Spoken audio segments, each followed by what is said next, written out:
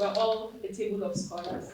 And so we'll just start by introducing ourselves, our courses, our names first, courses, and then the countries we come from. We're going to be having a Chevening roundtable on the things we thought we did right, some of the, what button you hit right to be here today, in order to help scholars that are incoming to also follow the same path. So I'll start with myself. My name is Rejoice Abutsa. I'm studying creative and collaborative enterprise at the University College London. I'm from Nigeria. Okay, so my name is Cassandra Akinde. I'm from Nigeria and I'm studying tropical medicine and international health at London School of Hygiene and Tropical Medicine. Hi, my name is Dhananjay Kumar.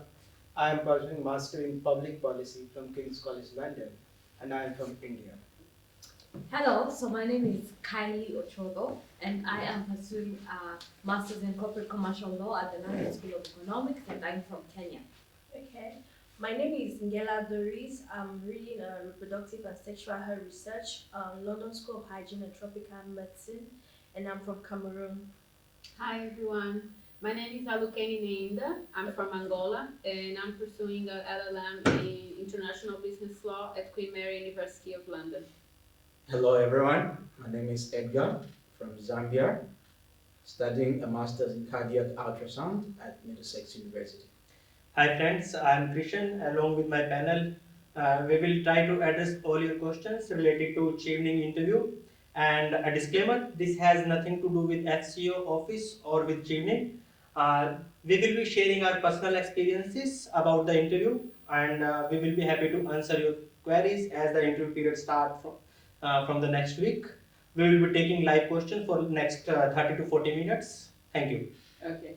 Thank you, everybody. So obviously, we have a very diverse table, and one of the first questions I want to pose to everyone, and then we'll start from Cassandra, is at what point did you think that I needed to apply for a scholarship like Chevening? What were the things that nudged you to actually apply to the scholarship?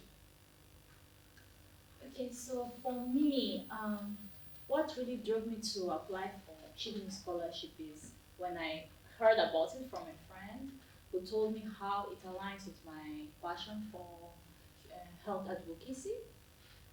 And I saw it as an opportunity to improve myself, especially towards my professional aspirations, and also to improve my knowledge.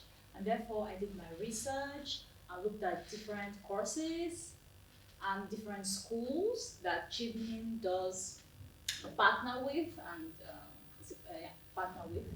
And I found that particular opportunity to be very enlightening, and therefore I started doing my research about Chevening and everything it stands for, the alumni, and I actually knew some people who also got the Chevening, so we spoke about how right now how their life has become much better ever since they finished the Chevening scholarship and got the studies that they had in the United Kingdom. And therefore I decided to apply for it as well. And ever since, it has been really quite a journey and I'm extremely grateful. Yeah. How about you, Dhananjay? I worked there for almost 9 years before applying to Chevening, and I felt that I needed to upgrade my knowledge, experience, and I also wanted to study in UK to understand the culture. Wanted to have interaction with professors whom I had, say, read in some articles, Nobel laureates. So I wanted to apply because I wanted that exposure, and I applied in public policy because after having master degree in public policy, I want to go back to India and work at policy level to affect the larger populace in India. So that was my only objective. Okay. Right. So what attracted me to the Chevening scholarship is the fact that it had such a big network and it brought people from different countries together. I think I may be wrong, but I don't think any other scholarship has managed to bring people together from different walks of life like the Chevening scholarship does. And for me, aside from pursuing just a master's, that's what really attracted me to the scholarship, the networking opportunity. Doris? Okay. I would like to start from where I found my passion. I used to work in the rural area sometime in 2013, 2014.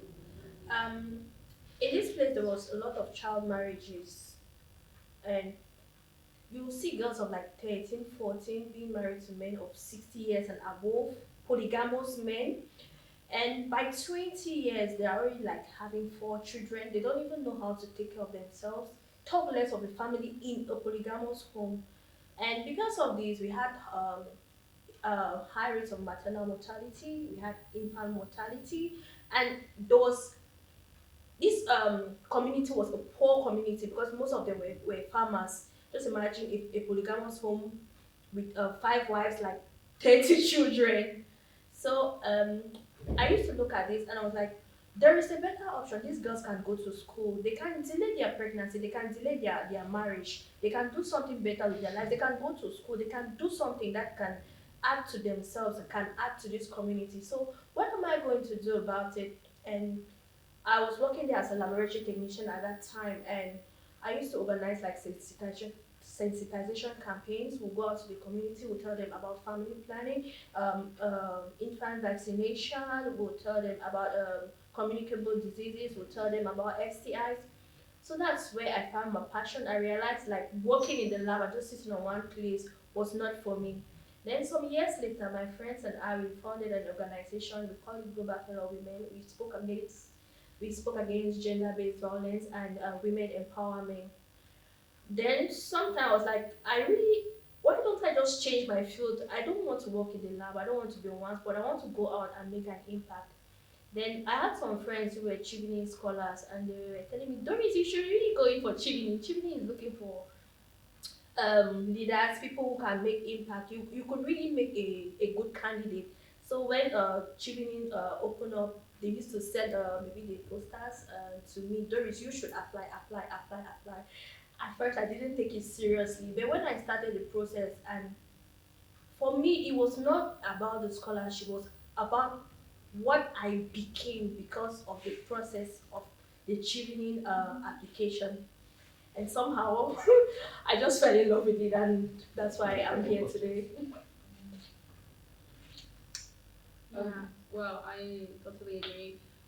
I think that one of the most fascinating things about Chevening is not only the networking and the leadership skills, but it really makes you think about your career plans, what you want from your life, not only in the short period, but in the longer period. 'Cause when I was preparing the essays, I started to think, okay, so what do I want from my life? I know that I want to do this and that, but how am I going to structurize this in order to make sense in my life and to be feasible?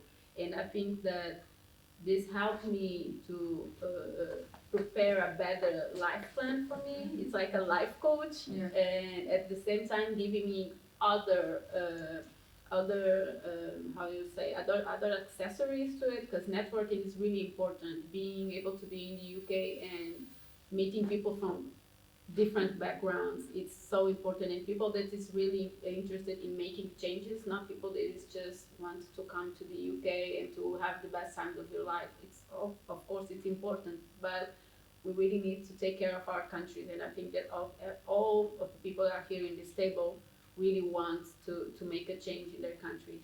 Yeah. For me, my Chevening journey started when my head of department talked about it, who herself is an alumni of the Chevening Scholarship.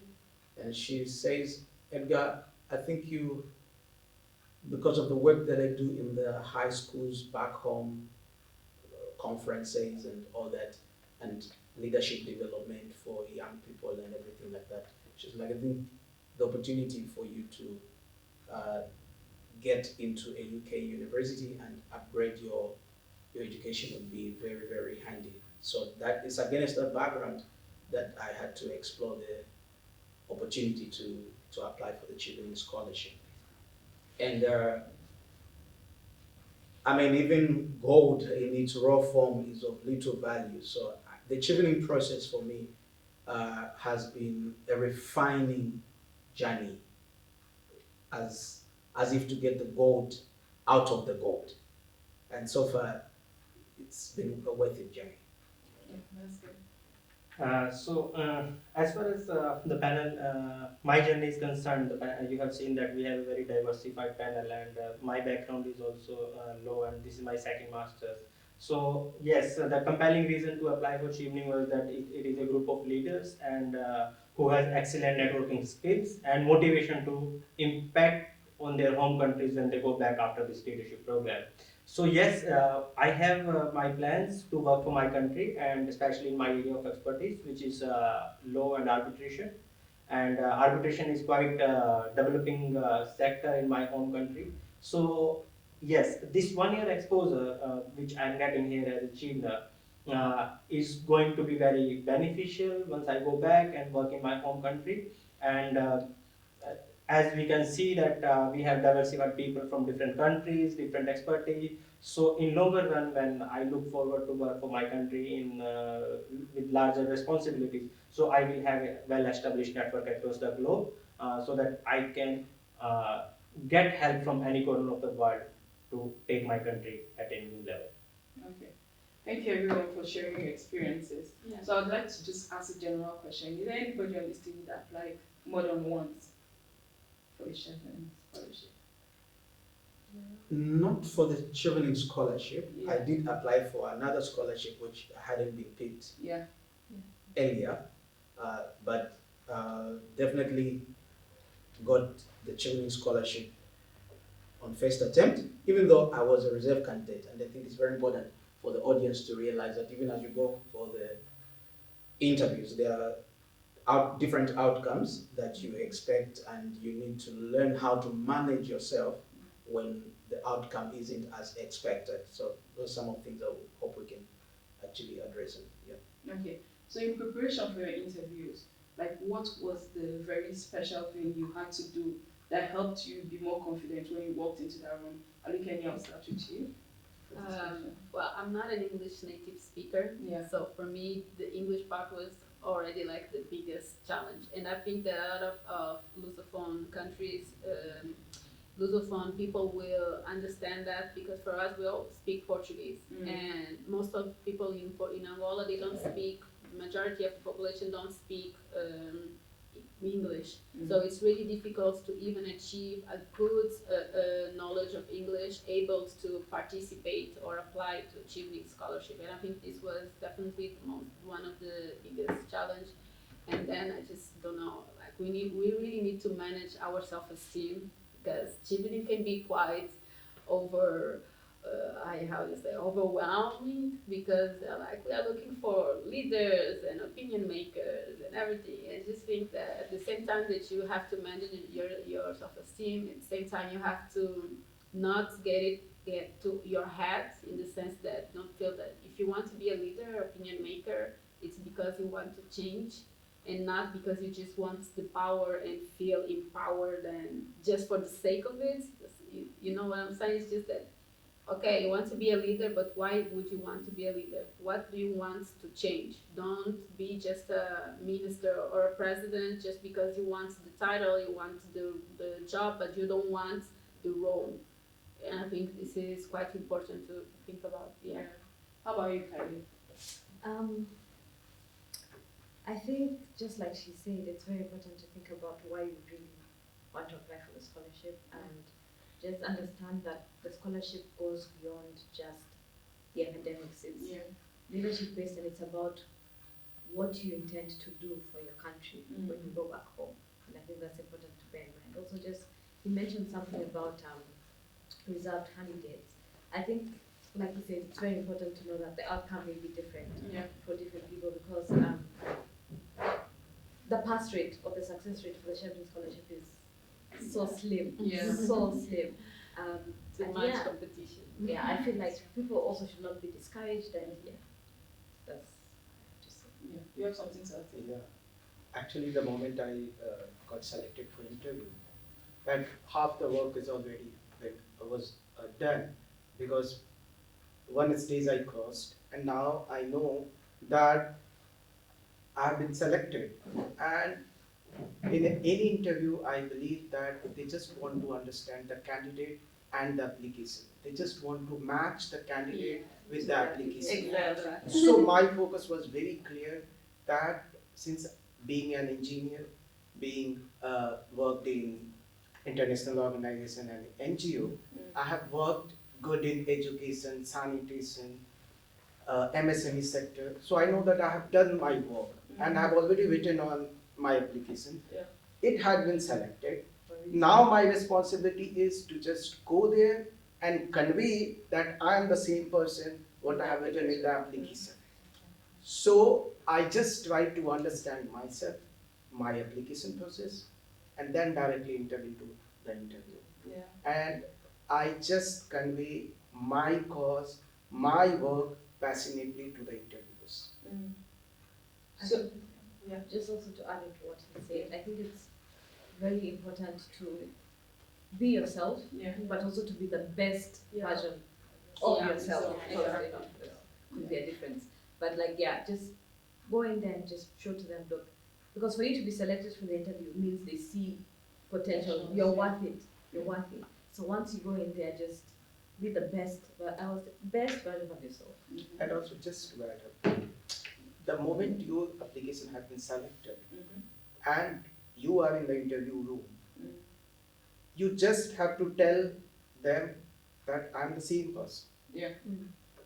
And then the moment you want to become someone else, like how that person had given that interview, how that person has, it does not make any sense. You have your own cause, you are an individual, you are unique, your interview will be unique. So don't copy something with other person. Just go with your cause and convey your cause to the interviewer. That's From what you just said, because I think that there is a thin line between trying to be the best version of yourself and trying to meet up to your application. And there's a lot of rehearsals that go into it. People are spending so much time in front of the mirror trying to create this character that they think that Perfect. would, that would be perfect. So like, how do you advise applicants? How do you advise them to draw the line between, like trying to be over rehearsed and trying to be the best version of themselves by dwelling so much on what they've written versus going in there and knowing like, you're capable and that's why you've been chosen? Yes, actually, practice is very important as far as Chevening interview is concerned, and it is very important to understand for all the applicants that Chevening is an application where every applicant will be facing the same questions, and the answer is to come from your 4 essays, which you have already submitted, and you have made already to a long way. Getting shortlisted for the interview in Chevening is an achievement, Exactly. and now the battle is with yourself, how effectively you communicate your ideas. And your idea should definitely include the idea which you have included in your 4 essay. We receive many queries on and off that I applied for the Chevening in September 2019 or October. After that 6 months has passed, I have achieved so many things. So should I talk about those things or should I talk about the things which I mentioned in the essay? So I believe every co-panelist will agree that your primary answer should focus based on your essays because you have been invited for the interview based on your essay, not based on the work which you have subsequently done. However, you can supplement your answer. Additional example can be provided from the work which you have done subsequently. I think that's also important because it's showing you're growing as a person. Exactly. Yes. just to add Krishna point, that already in the application you have mentioned your last, whatever is your age, 20, 25 years of work. And now you are more worried about what you have done in last 3-4 months. So don't worry about these 3-4 months. You have already mentioned much of your work experience in the application. Try to show that work than worrying about these 2-3 months work, because this will create confusion. Your application is saying something different, you are trying to say something different because you want to show, no, I am very much experienced, I am expertise, I did this. please don't confuse the interviewer. Yeah. Yeah. That's very important. Yeah. I would like to touch upon English thing, achieving the English score, and three offers, unconditional offer, because many candidates have an apprehension that when we go for the interview, we should have English band score or the unconditional offer. I want to just give a very clear message about it that for every applicant that guys, you have time until July to complete your English test and for your three or two or one unconditional offer. Having an English score at the interview stage or having an unconditional offer at the interview stage might not make any difference in your evaluation. Make sure that when you go for your interview, you are strong with your message, whatever you want to convey. Yeah. Once you get the outcome of your application, maybe early June, mid June, whatever the timeline is, then after that you will be given a timeline of 30 days, 25 days.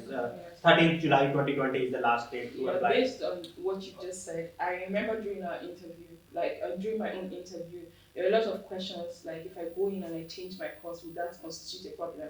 And I've received like some questions in that regard with current scholars. So is there anybody on this table that actually went into the interview and changed their course? No, actually. What about university? Yeah, I changed my university, but I didn't change my course. Yeah. Actually, changing course will again send a wrong and a confusing signal Yeah. to the interviewer that you have written all your work for this particular course, and now you are changing. So you are not very convinced regarding that course. So I think that is not a good idea. Good idea till the time you have a very strong and good reason for that. Yeah, I agree. I think that you have to be consistent Mhm. to what you wrote, what you show as a person, and if you go to the interview and I say, maybe I could, it just shows that you really have to have a really strong mind Yeah. and strong will about what you, because Chevening really wants you to be really strong about what you want to do. How do you think that you can achieve that? So if you already, like in the interview, showing that you're unsure of what you want, this will give a really bad impression. Yeah. And it's their first and last impression of you, because it's your last opportunity. And I was just thinking, in as much as they don't evaluate you based on the offers and your English language certificate, having them in good time puts you a step ahead of your mates. Yeah. Because it's a fight between you and your fellow countrymen. And some countries, they have like a time frame that they offer, maybe the IELTS or any English language test you want to take. Just imagine you have to, okay, I want to be shortlisted. I want to be sure that I have a scholarship before I go in to take my English language test. And sometimes you discover it's already June, and you have to submit that by 13th of July by July. 2020. You keep it, and you have your results. Let me say like 3 weeks after you've written. What if you miss the deadlines? I had some colleagues back home. They had to travel to the next country to write the exam. But what if you don't achieve the score? Yeah. So in as much as you are not evaluated based on those things, it's good to have them in time so you don't miss out on this opportunity because you were dragging your legs out. Yeah. We know that most of us we didn't register early because we're thinking of the money. Some were like, oh, I don't want to spend my money when I'm not even sure that I'm going to have the scholarship. Yeah. But even if you don't have that certificate, is valid like 2 years. You can defer your offer and still use it again. Maybe the next year, or you can use it for other things. And it looks good on your CV. Yeah. Because in Angola it happens a lot, and in this year I think there was 2 or 3 people not this year, the last cohort, there were 2 or 3 people that got rejected. They got offered the provisional scholarship, but then because they didn't achieve the IELTS results, then they couldn't come to. Just to any add matches. this English, I'm getting this question from many countries actually. Yeah. I got this one particular question regarding English from India, Pakistan, Bangladesh, and many even Latin American countries, African countries. That what if I have very poor English, or if I get stuck with one word or 2 words, and if I'm not able to communicate that particular word or something, I missed that word or used some wrong words, So do like Chevening will reject me? So they ask me these kind of questions. I just want to convey one message to you that uh, spelling, using a wrong word, or if you are stuck with one word, or if you are not very fluent with English, it will not have any, say, bad impact in the interview. The point is, whatever idea you have, if you are able to convey your message to the interviewer, you are able to make it. If you are stuck with one word, that is not a problem. In my interview also, I was stuck with, I think, two words. I was not able to understand what word I used, and literally I said I don't know the meaning, I don't know which word I should use. One of the interviewer helped me with this particular word. So you don't have to worry about these small things that I don't know about this particular word, or I'm stuck with words, so I will have a poor chance, or if I'm coming from rural background, and my English is not good. This is not an English test. Exactly. They just want to understand your cause, they just want to understand who you are, and they will give you a fair chance. Yeah, and actually, IELTS or English requirements from Chevening usually are lower than from universities, Yeah. so you shouldn't be worried about that. Yeah. So I'm introducing another topic which is very important for candidates to understand that since we have mentioned that all your interview will be in and around the 4 questions which you have already answered and taken yourself to a very advanced stage. I would urge to every candidate that listen the question very carefully, because every candidate will be asked the same question, but that may be reframed based on your application. So listening the question very carefully and knowing that actually what interviewer wanted to know from you on that particular question. Jumping on the question may not yield you much benefit, but it may land you with the wrong answer and may give an impression to the interviewer that you are not clear about thoughts. What do you want to say and what is being asked? So taking time, having a sip of water uh, is all fine. I think it's even okay to just ask them to repeat the question. Like if you Yes. if you panic sometimes and you're like, I missed it. Don't be in a rush to answer. Just ask them, sorry, would you like to rephrase the question or to repeat the question? And then you take, and you can even use that as time to think about your answer, and then just be like it's not a rush. It's not rat race. And also, like what Krishna is trying to point out, that we, before the interview, we try to know the question. We try to memorize the answer. And the moment we get the question, we don't understand what is the question. But we thought, okay, the interviewer has asked me about networking question. I know the answer. And then so they will understand, oh, that person has memorized the answer. But you need to understand that interviewer has asked the question in a new way. For example, they asked me question on networking, how you did effective networking. Can you give me one example? So I was like, oh, it is not on networking, but it is talking about effective networking. And like she suggested, I said, can I take 30 seconds?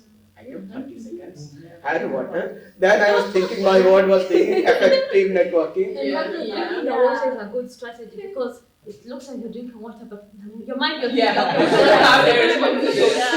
can I phrase it? I remember during my interview, the lady asked me a question, and I just launched into the answer. At a certain point, I realized I'd spoken so many things, and in my own ears, it was sounding like so many things, but nothing. So I had to ask her, am I answering what you want? Am I answering as according to what you want? Or am I just saying my own things? Please, can you repeat the question for me? Then she was like, no, the other members on the panel just said, no, please. She said that you should repeat the question. Then she repeated, and I answered. And from the second time, it showed that I was answering what maybe she was expecting. Then I remember at one point, it was just like, I was so much under pressure. And I was like, this is so much for me. This is so much for me. So I just told them, please, can you wait? Can you give me 1 minute? Let me just breathe in and out. And they say, it's okay. Let's go ahead. Let's all do it together. I'm like, so in as much as this Chevening is a competition between you and your fellow countrymen, the people want you to succeed. Mhm. They'll Yeah. make every effort for you to be comfortable, so you can be your The best self and bring forward what you have to offer. So don't be scared. It's not like In the fact, people are some aliens that are just Human beings. a partner, and just know in everything they want you to succeed, Yeah. but they are looking for the very best. Best. So they are just helping you to be your best Yeah. amongst the best. I actually Yeah. think it's better for you to ask if they can repeat a question Yeah. than it is for you to come off like, I know everything. Yeah. so what? I know better than you. And then but it's a thing, Yeah, because yeah, professionals, yeah. they'll be like, I've been in the industry for 25 years, what do you mean? Yeah. And you're there, you're like, no, I know. And they're like, Okay. you're not Yeah, telling you me. need to- I would like to add two more I know points. this question. I Yeah. know this question. Wait, I know this question. I know. So I just like to add. I will just take 10 seconds just to add Krishna's point. Yeah. That, like, I was taking personal interview of many students who got selected Yeah. for the interview. They always ask me what kind of questions they have asked. Yeah. Please don't ask what questions they ask me, because Yeah. that I'm a unique for that particular interview. Mm-hmm. They will ask unique Different questions to questions, you, yeah. but all those questions will be based on these 4 questions like Krishna suggested. Yeah. So please don't put your mind in a frame. That's Mm. called framing effect in psychology. Don't put your mind in a frame. Yeah. Just go natural, I- get the question This and is answer them. network. Don't memorize Yeah. and just go and just. Yeah. Inputting. Okay. I remember one thing that really helped me too. A mock interview with friends and family It helps. Yes. It helps. I had one mock interview session with some other applicants, Yeah. and it really helped me because even then they watched my body language, Mhm. how I was sitting. Like sometimes you can just answer a question and you forget, and you're just sitting like Mhm. in a very unprofessional manner, and they'll be like, "Hey, what's your sitting position?" And I had to your posture. Sometimes we may minimize it, but it really counts. Yeah. So like I had was it like 4 other friends? They'll interview me and they'll give me feedback. So if you can do some mock interviews with your Yeah. friends and family Mhm. and gather feedback from them, it can really boost your self-confidence for when. Aluka, you wanted to add something? Yeah, I was thinking about what Dhananjay say about Yeah. memorizing stuff. Yeah. It's like the worst thing that you can do because they already accepted you for who you are. Mhm. You put it in your essays. So now you just have to confirm Yeah. that is because memorizing things then, as Dhananjay says, is going to ask you something. You are like, Yeah. okay, Yeah. so I remember Yeah. I said something Yeah. in Exactly. page 3 Yeah. of the Yeah. essay. I did that. Page But it was three. page 3. I also think it's important to go back before the interview, to go back to your application, because you can forget, like time has passed. You'll Yeah. be like, not okay, you can't forget because you wrote it, but Yeah. like there's some details that Some you'll be like, details, did yeah, I put that in or did I not put that in? Like, you know what I mean? Yeah. So like my interview was very personalized. So they Mm. kept on asking me, so in your application you say this. And if I had not gone through my application, I'd be like, oh, I wrote that. Yeah. Oh, really? Oh, Yeah. There's a difference between cramming Yeah. and like going back and just reading and saying, okay, this is what I put in, and you know. Best circumstances is read your application Yeah. before going to the Yes. application. So I'd just like to. Understanding yourself Yeah. through application. Yeah. So in line with like the frame of mind that you spoke about, I want to ask because like again during the time before I went for my interview, I remember going on social media. People are just like, keep your answers 5 minutes long. Don't go more than that. Like they ask you about leadership networking, and then I went in there and then I started to talk because when I start to talk about my career, I tend to get like really excited and all of that. And then I'm talking, I'm going on, and then the panel they're just like, I remember the Nigerian panelist. She's just like she's looking at me like, you're going crazy. Like, yeah. So like, how many minutes do you advise the candidates to keep their answers? So if they ask you about leadership, how many minutes do you think that they should like keep their answers to? I think for me personally, I'm like you. I can go on a tangent. Yeah. So I like to limit myself to 2 minutes. But I feel like for every individual it's different. Yeah. So I would not tell anyone this is the time limit, but try and keep your answers as short Short as and possible. clear, yes. Clear and Yeah. short. It's easier that way because if you start talking, you lose Yeah.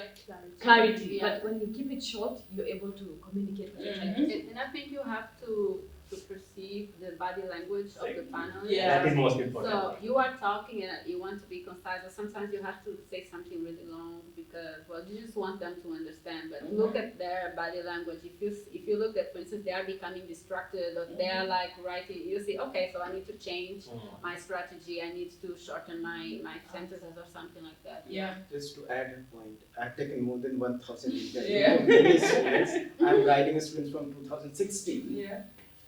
Average attention span of human being is 30 seconds. And in interviewer, it's not more I than think 30 mine- seconds. mine They will is know, probably you know, 15 or you don't know. Yeah. Yeah. My So I attention. will suggest not more than 1 minute.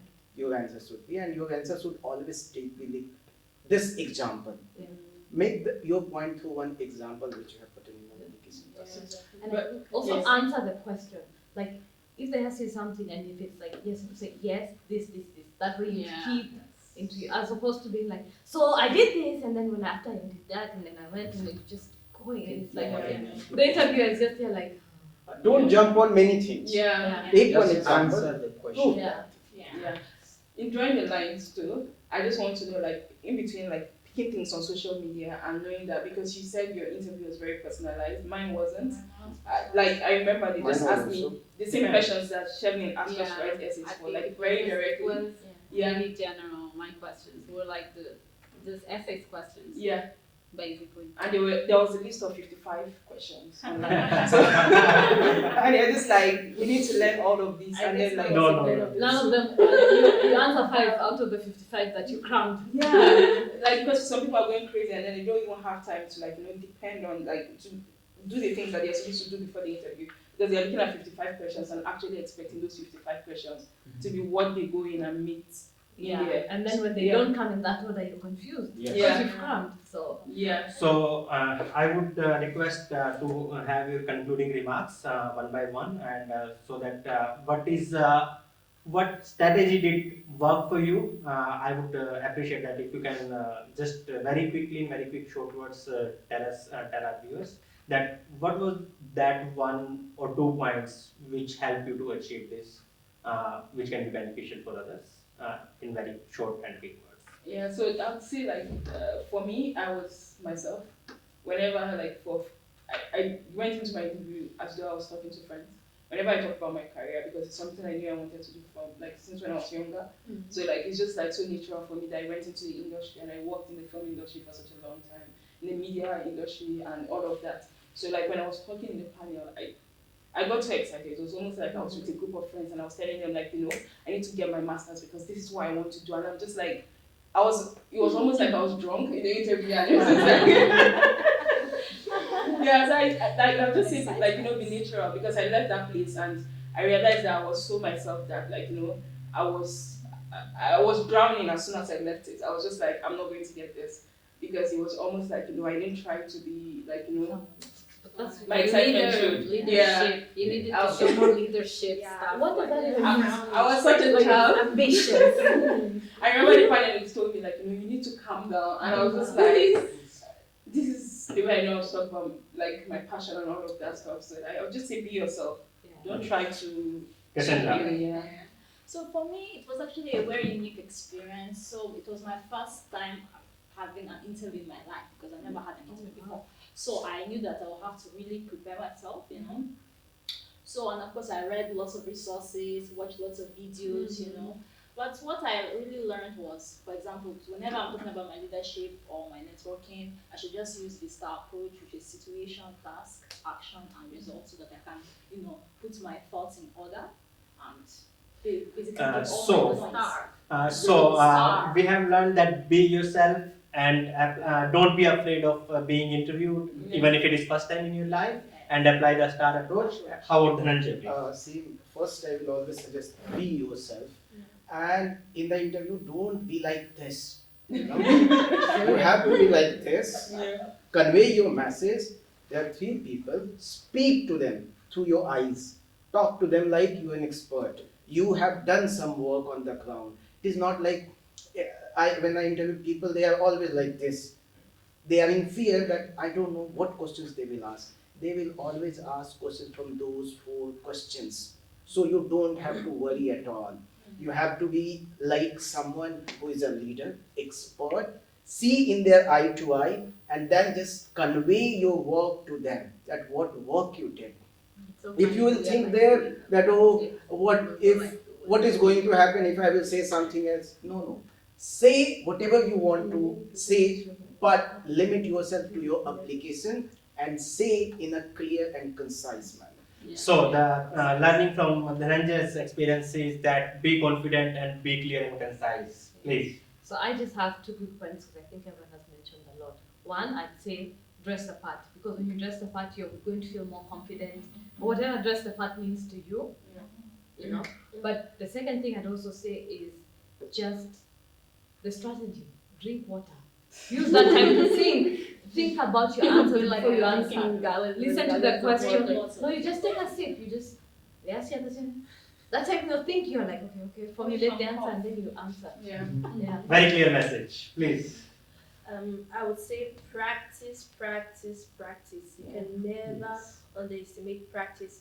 One, because practice improves your self-confidence, and when you walk into the interview room, the things just come to you naturally. I would advise watching a lot of YouTube videos. I remember in my time I had to watch not only videos on acing an interview, but also how great leaders speak, and also how great leaders would dodge a question when they don't know the answer, how they can find their way around a question that they don't know the answer. Then I would encourage interview too with friends.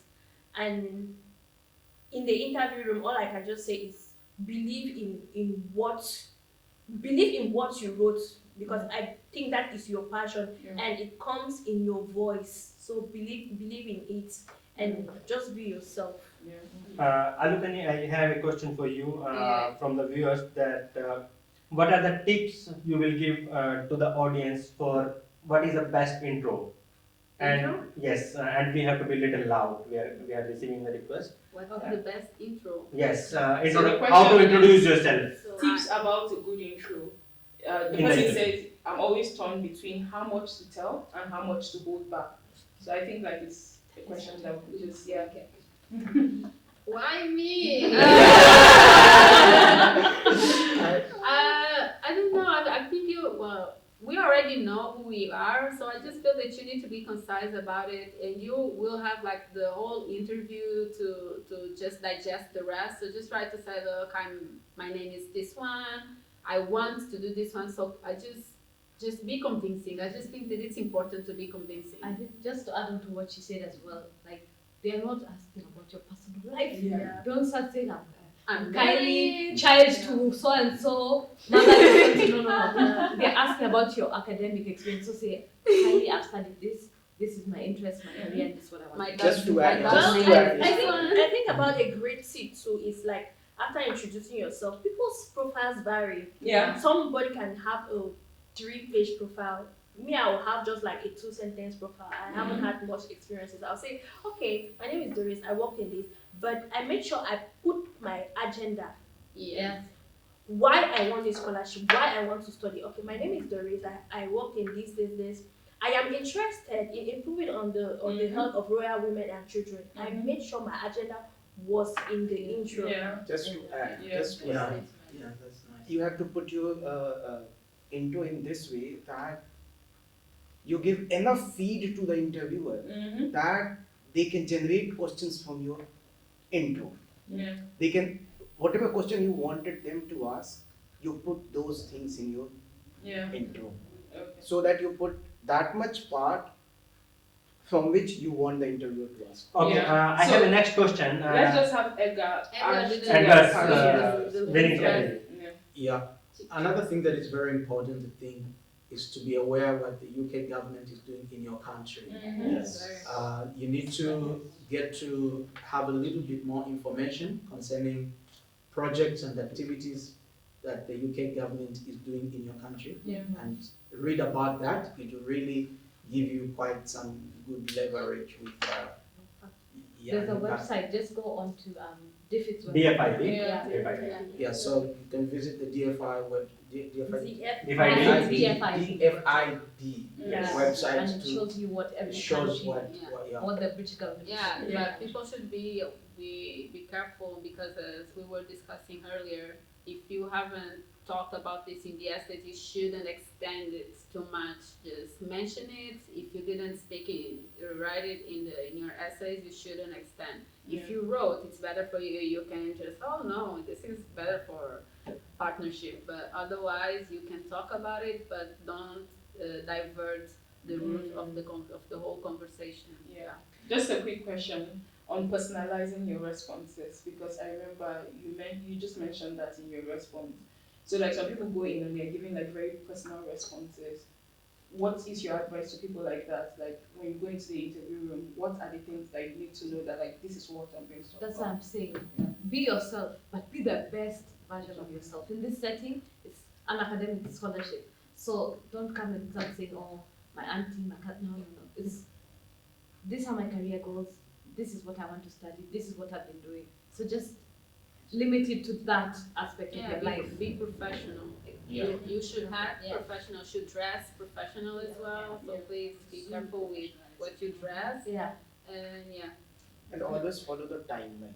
You know, I've always heard sometimes that you first time tell something about college, then you can came back to school and then to job. So follow timeline. That okay, what you did in school or college and then job, first job, second job. Don't go haphazard manner. Follow the timeline, whatever answer you give. And for the ladies, talking about dressing professional, take care of your jewelry. You don't have to wear hanging things, chains everywhere, or have flying hair. You can pull your head back, just your simple earrings, a simple chain, or none at all. And usually they don't advise like dresses that show your arms. It's good to be covered. Yeah, don't Just- wear off shoulder like Yeah. me. Just Very professional. So the last, before I give my winning strategy, we have a question that I would like to answer the question that how long the interview session be and who determines how much time should be taken in particular time. I may be the right person to answer this question as well because my interview was personally, my interview went for 55 minutes. And the candidate who was waiting for after me is also a current Chevener from my country, and he has the interview only for less than 20 minutes sometime because we came to know when we met after final selection. So time, how long the interview go doesn't matter that on your I think it selection. even depends It because really like depends. I went in the first person in my country to be interviewed, and I did that on purpose because I was like, when they're fresh, I don't want to go when they're tired, when they're angry, like they've had answers. No. I went in fresh, and so my interview lasted about an hour. The person who was to come after me was late, so it went on even longer. But then, like you mentioned, I also have friends who went in 10 minutes, 20 minutes. They were like, sorry guys. Let's make this quick because we're tired. Don't be late. In fact, and don't be, I don't know about the high commissions in your country, but in mine, they were very particular. Yes. Don't be early Yes. and don't be late. Yeah. Like they want you there 15 minutes because they don't want you hanging around. I don't know if it's Yeah. security reasons. Yes. Don't be too early, but don't be late. Yeah. So my winning strategy would be, though it's not a technical interview, they are not going to ask you about your subject, but still my recommendation is know your subject well, what is happening in your domain, in your home country and around the globe. As well, the second tip for the winning strategy for me is have clear career plan because Chevening is looking for future leaders. That is the main thing which Chevening is looking for. So you have to have very clear plan. Where do you see yourself down the line? 5 years from now, 10 years, or even maybe longer. So these were the two strategies which worked for me. I knew my subject. I had my clear. I think just to add on to what you said about knowing your subject, that's important one. But also because sometimes you may have someone in that area in your interview, but also to add on to that, there will also be people who are not in that area. So know your subject, but be able to communicate your subject to someone who doesn't know it. In layman language, that's important. Yeah. One question I will take because this question was asked by many students. That what interview room look like? Are these people very like they will grill me or what kind of things? They always ask me these questions. I just want to convey these people will be very respectful, very peaceful, and they will always give you enough chance to give your best. Yeah. Their intention is not to create panic or stress in you, but they will be always supportive, and they will always give you time. They will always say that okay, if you want to take some time, you can take time. Yeah. So don't worry about the interview room. It is very good, Yeah. supporting, and in a very calmful manner. Yeah, Edgar, you did share a winning strategy with us. Winning strategy. Yeah. It has a lot more to do with your story and your confidence in the story. Know your facts. Like Chris said, know your subject. And for me, it was the fact that I had to prove to the panel that I was actually going to be the first person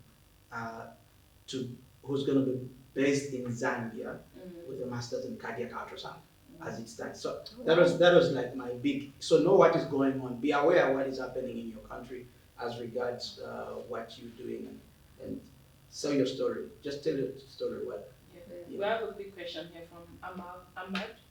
And so for basically it's asking like Chevening seems to select, I'm just paraphrasing, a lot of mid-careers having more successful applications. So his question is, what is the advice for early career people that are applying and really? I would like to answer this question. The Chevening requirement of Chevening is very clear given on the website. Chevening looks for people who has 2 years of work experience, and they have given the criteria as well that how do they calculate 2 years of work experience. You should have either full-time, part-time, or volunteer experience of more than 2,800 hours. We in our cohort itself, as I was talking about another candidate who was interviewed after me, is one of the youngest Chevening scholar. He's studying maths, and he had bare minimum 2 years of experience. And we have people from quite significant experience as well.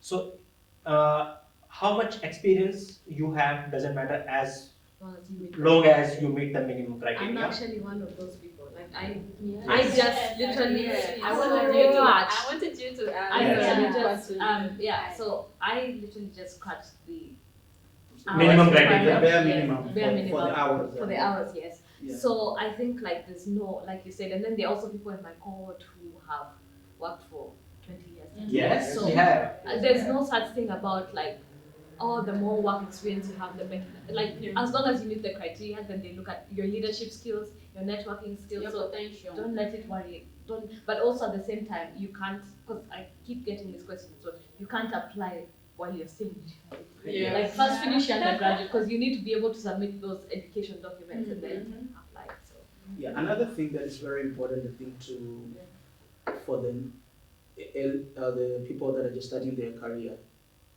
I wish I knew that somebody was going to ask me the questions that Chevening asked me when I was doing my undergraduate. So I think the greatest strategy, or something that I'd like to say to people who are doing their undergraduate, is become aware what is going to be expected of you, and then begin to structure your life around that framework. Okay? So instead of saying, I want it today, use the fact that you can know about it early to begin to structure your life to fit into this framework that is being looked for. So put another way, don't force yourself on anything, don't force yourself on anybody. Add value to yourself until you are needed. Actually, I think So what you're saying is really important, because I know there's a lot of people that they want to study abroad, they want to do a master's because they want to have a boost in their career or for any other reason. And I think that if you feel right now that you're not for people that are getting interviewed, but for instance for next cohort, if you feel that you're not ready, that you don't fulfill the requirements in terms of potential, of ambition, leadership, just prepare yourself for it, create your own Story. your portfolio, exactly, Yeah. your background in order to meet the criteria. Otherwise, like you will just get rejected and over again. Yeah. And I think also, And just to add, I just think that volunteering, you can always volunteer. Yeah. So it's Exactly. a very good opportunity even for in you uni, to- in And undergraduate. And Cassandra is the best volunteer for That's us. that whilst you're still in your Student. undergraduate, Exactly. because, and that is Exactly. that still And it suffices counts. as Yeah. work It experience. Exactly. So It does count. that's what we mean by saying that get to know what is expected of you and then begin a structure for it early enough. Yeah. So Just in closing, like a very quick question, because we've spoken so much about Chevening, but I realized that we've skipped universities, and like we all have reasons why we choose our universities, right? So like, what was the most important thing for you while looking for your university? Is it the university ranking or your course ranking? I think that people just need to do their homework Yeah. by now. Yes. They should go to the website, like really Yes. deep in the website of the university and Yeah. know a lot about what you're going to study here. Where is the university? What is the university famous for? Yeah. What kind of value add that you're going to get from that university? It's Mhm. important that you know that. Yeah. In and out. Yeah. I Okay. think also like Yeah. just as we're closing, it's also important to know, because I know there are people who watch this and so many people have been rejected. Like slim chance, 2% of the people who apply get the scholarship. Yeah. Yes. So it is what it is. Like Sometimes don't it's give up. just hope. young. Try, Yeah. try hard next time. No. Yeah, and also open your mind to other opportunities. It's not Yeah. just Chevening that's out there. Do your research. If you really Yes. want to study, you'll find an opportunity Yeah. if you put Yeah. your mind to it. Exactly. So in closing, is there anything that anybody would like to say? Like just take the floor. Like maybe something that we didn't ask within the session. I just want to say congratulations to everyone that Yeah. landed an interview. Yes. You're already part of Yes. it. Congratulations. You're joining the Chevening family community. So we just want to wish you good luck and please do your homework. Yes. Yes. Thank you. Thanks a lot. I Thank think you. that's also And, and don't go behind, requesting so many people, give me your question, give me your question. No, just And, relax. relax, do your It's homework, gonna be fine. everything will be fine. Okay, bye-bye. Thank you. Bye.